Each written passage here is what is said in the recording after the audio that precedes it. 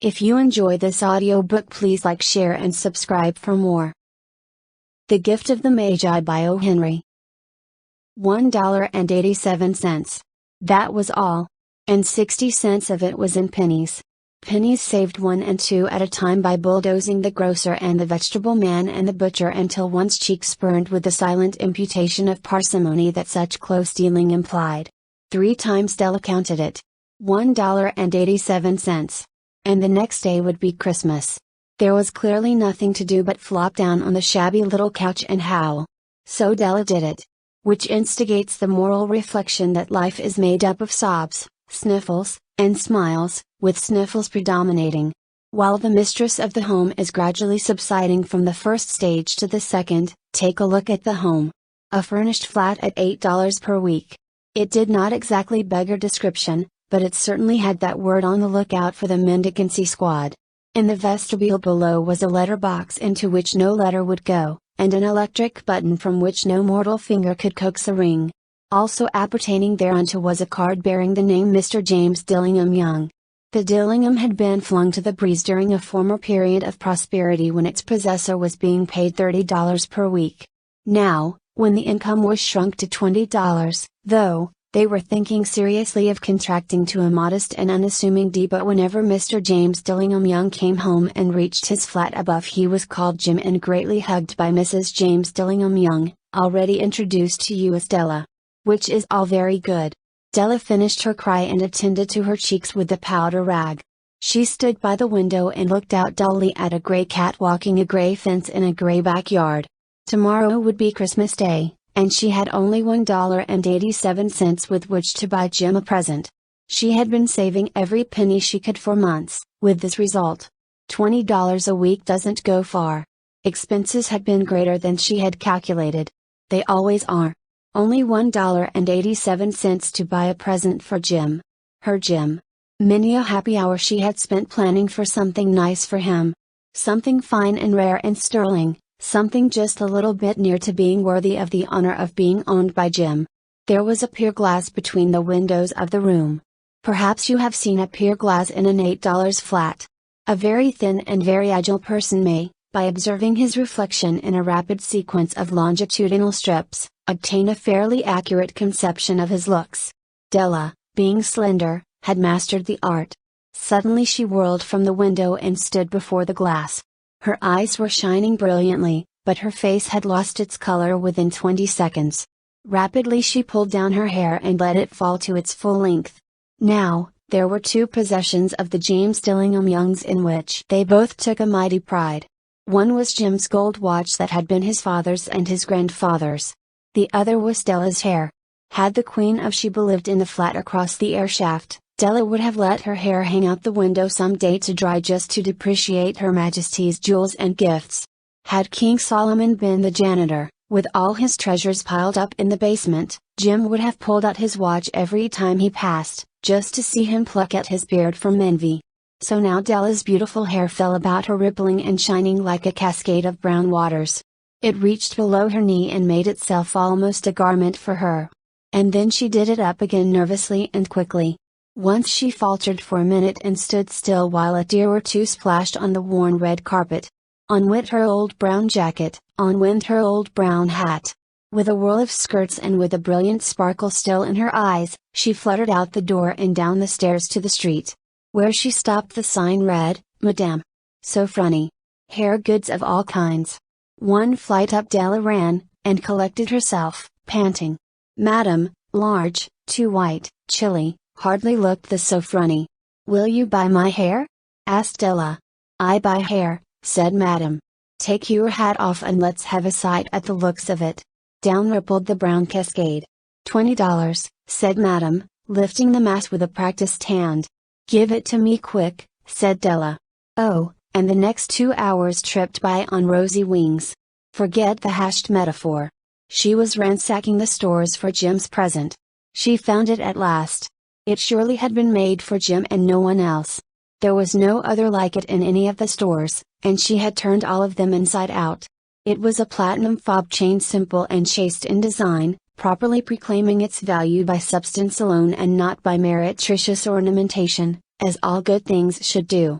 It was even worthy of the watch. As soon as she saw it, she knew that it must be Jim's. It was like him. Quietness and value, the description applied to both. $21 they took from her for it, and she hurried home with the 87 cents. With that chain on his watch, Jim might be properly anxious about the time in any company. Grand as the watch was, he sometimes looked at it on the sly on account of the old leather strap that he used in place of a chain. When Della reached home, her intoxication gave way a little to prudence and reason. She got out her curling irons and lighted the gas and went to work repairing the ravages made by generosity added to love. Which is always a tremendous task, dear friends, a mammoth task. Within 40 minutes her head was covered with tiny, close-lying curls that made her look wonderfully like a truant schoolboy. She looked at her reflection in the mirror long, carefully, and critically. If Jim doesn't kill me, she said to herself, before he takes a second look at me, he'll say I look like a Coney Island chorus girl. But what could I do? Oh! What could I do with $1.87? At 7 o'clock the coffee was made and the frying pan was on the back of the stove hot and ready to cook the chops. Jim was never late. Della doubled the fob chain in her hand and sat on the corner of the table near the door that he always entered. Then she heard his step on the stairway down on the first flight, and she turned white for just a moment. She had a habit of saying a little silent prayer about the simplest everyday things, and now she whispered, "Please God, make him think I am still pretty." The door opened and Jim stepped in and closed it. He looked thin and very serious. Poor fellow, he was only 22, and to be burdened with a family. He needed a new overcoat and he was without gloves. Jim stopped inside the door, as immovable as a setter at the scent of quail. His eyes were fixed upon Della, and there was an expression in them that she could not read, and it terrified her. It was not anger, nor surprise, nor disapproval, nor horror, nor any of the sentiments that she had been prepared for. He simply stared at her fixedly with that peculiar expression on his face. Della wriggled off the table and went for him. "Jim, darling," she cried, "don't look at me that way.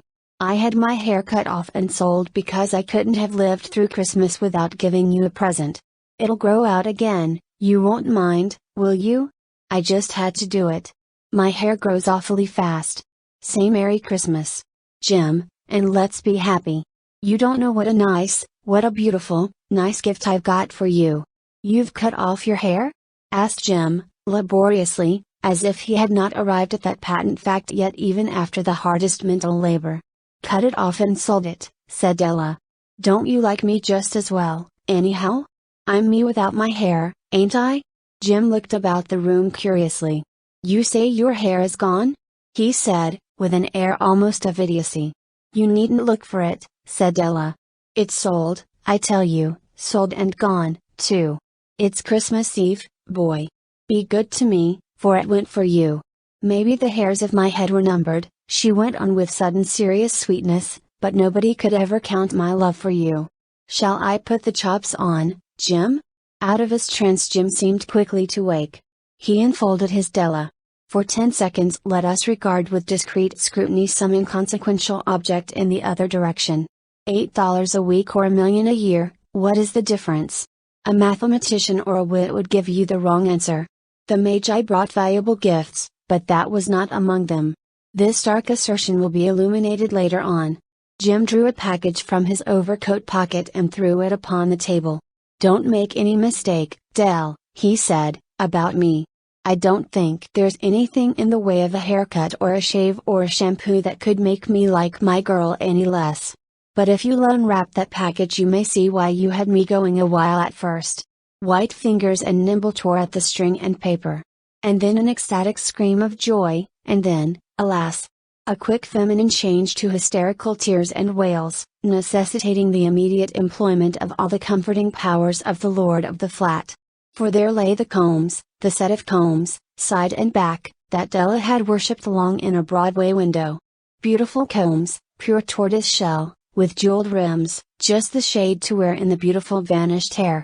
They were expensive combs, she knew, and her heart had simply craved and yearned over them without the least hope of possession. And now, they were hers, but the tresses that should have adorned the coveted adornments were gone. But she hugged them to her bosom, And at length she was able to look up with dim eyes and a smile and say, "My hair grows so fast, Jim." And then Della leapt up like a little singed cat and cried, "Oh, oh!" Jim had not yet seen his beautiful present. She held it out to him eagerly upon her open palm. The dull precious metal seemed to flash with a reflection of her bright and ardent spirit. "Isn't it a dandy, Jim? I hunted all over town to find it. You'll have to look at the time 100 times a day now. Give me your watch. I want to see how it looks on it." Instead of obeying, Jim tumbled down on the couch and put his hands under the back of his head and smiled. "Dell," said he, "let's put our Christmas presents away and keep 'em a while. They're too nice to use just at present.